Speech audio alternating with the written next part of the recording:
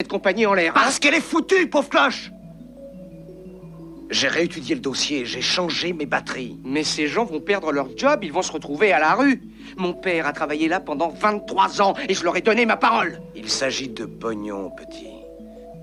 Le reste, c'est du bavardage. Et puis d'ailleurs, c'est toi le président, n'est-ce pas? Quand ça sautera, t'auras un magnifique parachute, tu rafleras le paquet. Vent de panique sur les places boursières. Hier, c'était le secteur bancaire, puis aéronautique. Aujourd'hui, c'est le secteur pétrolier qui est gravement touché par une crise sans précédent. Alors, en termes de commentaires, ça va dans tous les sens. Les superlatifs sont de mise. On avait mis 45 milliards d'euros de plan d'urgence. Désormais, c'est 100 milliards. C'est plus du double. Le deuxième chiffre, c'est celui de la récession en 2020. Il y a 15 jours, 3 semaines, on disait moins 1%. Maintenant, c'est moins 6%. Le troisième chiffre, c'est le déficit. Dans le budget de départ en France, le budget 2020, on avait mis 2,2%. Maintenant, c'est 7,6% de déficit. Ça fait 174 milliards d'euros de déficit. Le capitalisme triomphant. Assez pour toi, c'est combien? En Amérique, 1% des gens détiennent 50% des richesses, 5 000 milliards de dollars. Pour un tiers, c'est obtenu par le travail. Les deux autres tiers proviennent d'héritage, de l'intérêt des intérêts qu'on verse aux veuves et à leurs gosses. Et bien sûr, les 10 heures de bonne aventure sont de sortie, comme d'habitude, en jouant un maximum sur nos peurs. Ces voyants du futur sont en fait ces économistes très présents sur les plateaux télé ou même sur YouTube, qui, sous prétexte qu'ils analysent légèrement ce qui s'est passé, eh bien, pensent avoir une crédibilité, être légitimes pour pouvoir prédire l'avenir. En réalité, très souvent, ces prédictions sont fausses. Ils n'en savent pas beaucoup plus que toi ou que moi. Négatif sur la croissance, pas forcément une récession. Et il y a des pertes d'emplois qui sont possibles, c'est vrai. Que la récession française en 2020 serait de moins 6,8%, contre, vous le savez, un peu plus de 1% de croissance en 2019. Tu vas? Ah oui. Je peux te dire que tu vas gagner beaucoup d'argent et que tu vas avoir beaucoup de succès très prochainement. Hein. Ah oui, ça c'est certain, oui. Beaucoup de succès en faisant les menaces. Tu fous ma gueule, toi. J'ai oublié de te prévenir, faut pas que tu parles, hein, quand je fais la voyance. Dans cette vidéo, je voudrais t'expliquer qu'en réalité, il y a deux types de traders, deux façons de faire du trading. Deux profils différents avec des intentions complètement différentes et qui au final ne sont pas impactés également de la même façon, eh bien, selon les informations, selon l'actualité du marché. Pour t'illustrer justement cette explication de ces deux types de trading, eh bien, je vais utiliser un domaine qui est plus courant, qui est plus commun, qui est l'immobilier. Pareil, dans l'immobilier, tu as différents professionnels et tu as différentes façons d'investir dans l'immobilier. Alors, dans l'immobilier, en tant que professionnel, qui est un peu moins courant, mais qui joue un rôle important, ce sont les marchands de biens. Les marchands de biens vont être en fait des sortes d'investisseurs qui vont acheter en général des lots, c'est-à-dire plutôt des biens en grosse quantité, pour faire ensuite une revente assez rapidement. Donc clairement, le marchand de biens, il s'inscrit sur du court terme pour acheter moins cher et ensuite le vendre plus cher. Comment il s'y prend? Très souvent, soit il l'achète en lot, donc il a des produits forcément moins chers, ou bien par exemple, ça peut être des appartements, comme ça peut être des parkings, ça peut être varié comme type de produit, ou bien également il peut, admettons, acheter un immeuble et ensuite vendre à la découpe, c'est-à-dire par appartement. Ok, très souvent, il va faire ses reventes assez rapide. Donc là, il s'agit du marchand de biens. Donc voilà, c'est sa profession d'acheter moins cher, vendre au plus cher, faire une marge assez rapidement sur du court terme. Ça, c'est un premier type d'investisseur professionnel dans l'immobilier. Jusqu'où ça ira, hein? Combien de yachts il te faut pour aller te balader? Combien d'argent il te faut? Combien, c'est pas la question, Bud. C'est comme à la balançoire, un jour tu montes, un autre jour tu descends. L'argent en soi n'est pas gagné ou perdu, il est simplement transféré d'une poche à une autre poche, voilà tout. C'est comme un tour de magie. Deuxième type d'investisseur dans l'immobilier, bien ça va être un investisseur comme toi, moi, qui va acheter un bien, qui va s'inscrire sur du long terme pour faire en sorte, par exemple, s'il achète un bien, admettons dans un endroit, un quartier huppé ou bien situé, prendre de la valeur sur du long terme et pendant ce temps également à obtenir de la rémunération à travers les loyers. Ok, donc ça va être plutôt un investisseur qui peut être particulier ou même un gros investisseur, mais c'est pas du tout la même approche, pas du tout la même logique, tu l'as compris, que le marché immobilier. C'est du court terme, achat-revente, alors que l'investisseur, lui, c'est sur du long terme. Par la suite, essayer d'obtenir une plus-value sur du long terme et surtout à court terme obtenir des rémunérations à travers les loyers. De même, l'impact de l'évolution du prix de l'immobilier ne va pas avoir les mêmes conséquences pour le marchand immobilier ainsi que pour l'investisseur sur du long terme. Pourquoi? Parce que le marchand immobilier, c'est impératif qu'il achète au moins cher possible pour pouvoir faire une revente plus chère et donc réaliser sa plus-value. Donc du coup, s'il achète et juste après, par exemple, les prix baissent, il va avoir du mal donc forcément à revendre avec une plus-value importante. Et donc forcément, son business model est impacté lourdement. Alors que l'investisseur immobilier, comme il s'inscrit sur du long terme, s'il achète en année 1, et que, admettons, en année 3, 4, 5, peu importe, il y ait une baisse importante, puis ensuite ça se relève, ça se stabilise. De toute façon, il était parti pour conserver 8 ans, 9 ans, 10 ans, ou voire plus. Donc du coup, sachant que lui, de toute façon, il récupère ses rémunérations à travers les loyers, que le prix de l'immobilier est chuté légèrement ou même de manière assez importante, son loyer, il le perçoit régulièrement, et c'est qu'au bout d'un certain temps qu'il va réaliser sa vente et probablement tant qu'à faire au moment où le marché a repris. Donc ce que je veux te dire par cet exemple, c'est que l'impact de la crise éventuelle immobilière n'a pas du tout les mêmes conséquences que ce soit dans le profil d'un marchand de biens ou que ce soit pour un investisseur sur du long terme. Revenons à présent sur la finance de marché. Comme je te le disais, tu as deux types de traders. Tu vas avoir pareil, le trader sur du court terme qui va jouer en fait sur la spéculation en achetant moins cher et en revendant plus cher. Ce faisant, il fait sa petite marge.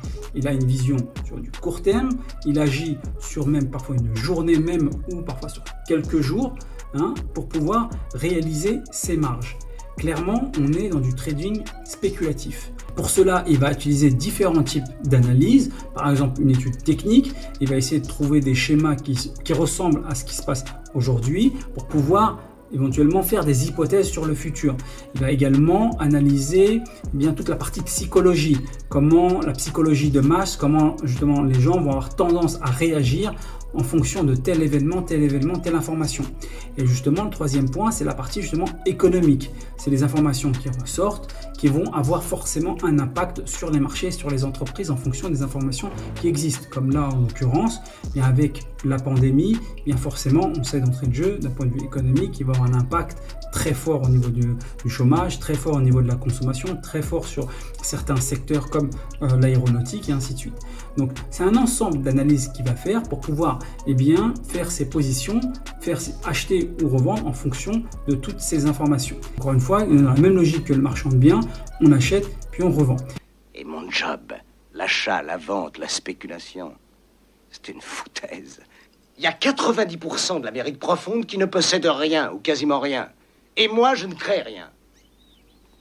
Je possède. C'est nous qui fabriquons les règlements. Les nouvelles, la guerre, la paix, la famine, les émeutes, le prix des brosses à dents.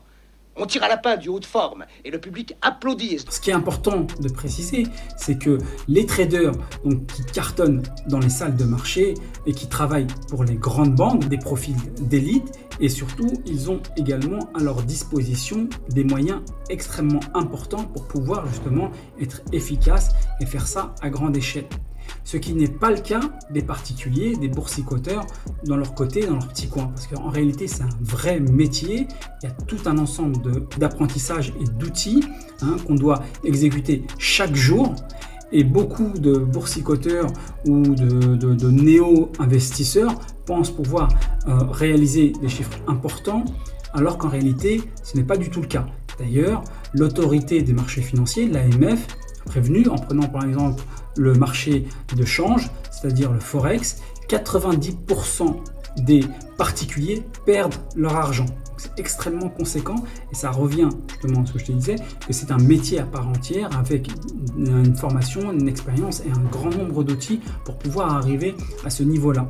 Par conséquent, clairement, ce type de profil, de trading, donc encore une fois sur du trading spéculation, sur du court terme, personnellement je le déconseille fortement. À côté de cela, tu as le trader qui est sur du long terme, qui n'est pas du tout dans la spéculation, qui va acheter des actions d'entreprise, donc autrement dit des parts d'entreprise, sur lesquelles il a une conviction forte. Il croit en tout le potentiel, en toute la capacité de cette entreprise sur du long terme, encore une fois.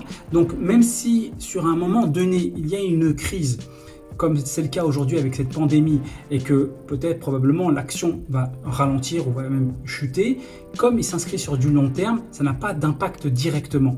Parce que lui, il s'inscrit sur plusieurs années, il a choisi cette société selon différents critères, car il a une conviction que cette société a un fort potentiel.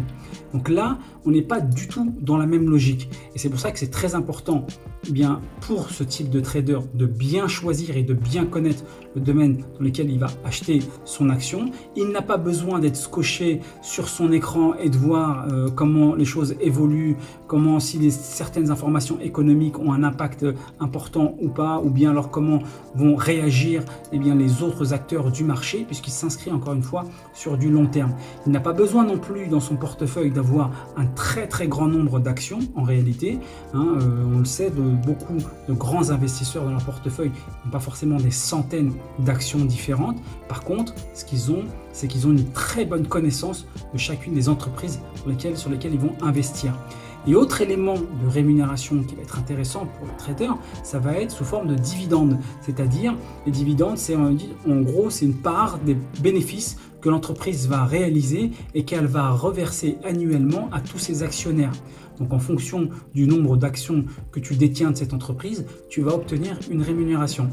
Et là, justement, on revient sur la rémunération qui correspond à l'investisseur immobilier qui obtient un loyer chaque mois de ses biens. Là, la logique, c'est la même. En achetant des actions d'une entreprise pour lesquelles tu penses et tu es convaincu qu'il y a un gros potentiel, tu vas ensuite, sur de nombreuses années, non seulement ton portefeuille va prendre de la valeur, parce que cette entreprise a pris sur le marché, mais en plus de ça, tu obtiendras une rémunération annuelle à la hauteur de ton nombre d'actions. Donc pour conclure cette vidéo, tu l'as bien compris, je déconseille très fortement d'investir dans du trading en tant que trader intraday, c'est-à-dire sur du court terme et spéculer. C'est extrêmement risqué et dangereux pour un particulier qui ne combat pas avec les mêmes armes que ceux qui sont professionnels, qui font ça toute la journée et qui ont été formés et qui ont tous les outils pour le réaliser. En revanche, je vais conseiller d'investir de manière assez précise sur des entreprises sur du long terme, avoir quelques entreprises, quelques actions dans son portefeuille sur du long terme pour à la fois que ça prenne de la valeur sur du long terme et en même temps obtenir une rémunération. Si tu veux en savoir plus, je t'ai réalisé une newsletter, tu verras le lien apparaître juste au-dessus, tu cliques sur le lien ou même en description de cette vidéo et tu obtiendras par la suite des vidéos pour t'en dire davantage. Tu n'as pas la naïveté de croire que nous vivons en démocratie, j'espère. C'est le libre marché. Et tu en fais partie. D'ici là, je te dis prends soin de toi, à bientôt et bis and kiff.